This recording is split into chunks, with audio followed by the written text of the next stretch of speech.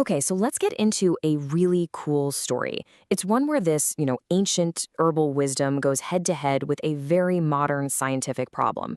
We're going to see how a plant that's been revered for centuries got turned into a potential new weapon against some of those really stubborn fungal infections. So, have you ever had something like athlete's foot or maybe ringworm? You know how annoying and persistent they can be? Well, if you have, you are definitely not alone. And the search for better ways to treat them is leading scientists to some pretty unexpected places.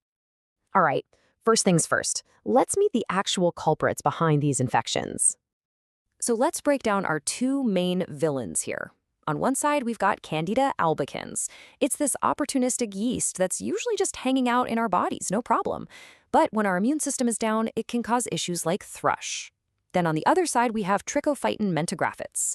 This is a classic fungus that just loves to snack on keratin, the protein that makes up our skin, hair, and nails. And yeah, that's what causes things like athlete's foot.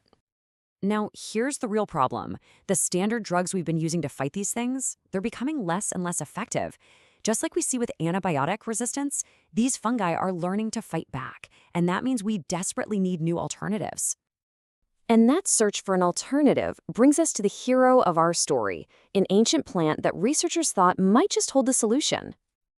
Meet Ocimum sanctum, but you probably know it as Tulsi or holy basil. And listen, this is not just any old herb. In Ayurvedic tradition, it's literally called the queen of herbs, and it's been famous for centuries because of its powerful medicinal properties. And you know what? Modern science totally backs this up. Tulsi is a legitimate powerhouse. It's antimicrobial, so it can fight fungi and bacteria. It's anti-inflammatory, which is perfect for calming down irritated skin. It's even loaded with antioxidants. All of this makes it a perfect candidate for a new kind of skin treatment. So, the big question is, how do you actually take this ancient herb and turn it into a modern, effective cream? Well, let's step into the lab and see exactly how they did it. It all starts, of course, with the leaves. They're gathered up, washed, and then dried really carefully in the shade. That's key to protecting their medicinal compounds. After that, they're ground into a superfine powder. Then comes the cool part. They put this powder into a special device, a sock-slit apparatus, which is basically a high-tech way to pull all the good stuff out of plants. It uses a mix of ethanol and water to create this really potent, concentrated herbal extract. Okay, so you've got the extract. Now you need a way to actually get it onto the skin. So the researchers created what's called an oil and water cream, which is pretty much the basis for most lotions you'd buy at the store. They melt in oil phase with beeswax and stearic acid and a separate water phase. Then they slowly, and this is the important part, whip the water into the oil at high speed.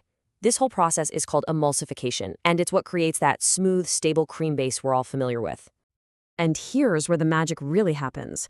Once that cream base cools down just enough so it won't damage the extract, they mix in the concentrated Tulsi.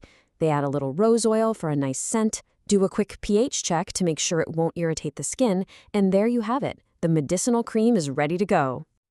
All right, this is the moment of truth. The cream is made, the fungi are ready and waiting in their petri dishes.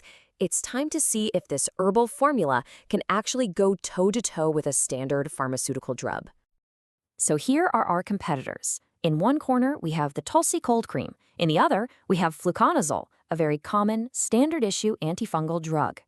The test itself is pretty simple. You grow a bunch of fungus on a plate, then you put a drop of the cream on it. The more powerful the antifungal is, the bigger the clear, fungus-free circle it creates around itself. Scientists call this the zone of inhibition. Bigger circle, better fungus killer. Simple as that. And wow, the first result is just incredible.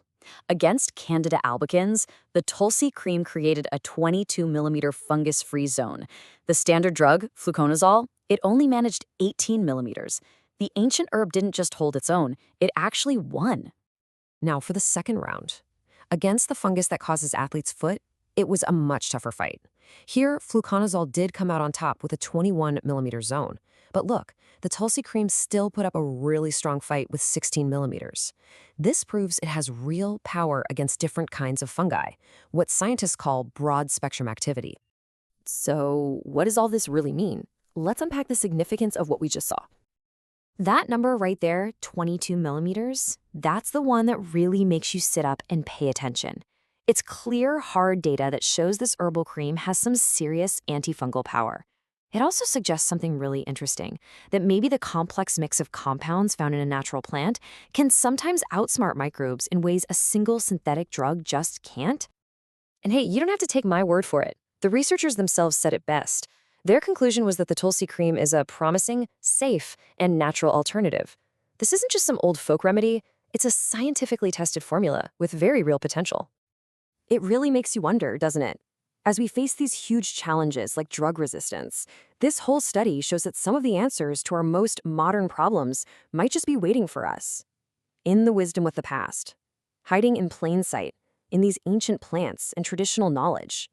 What other cures could be out there, just waiting for us to rediscover them?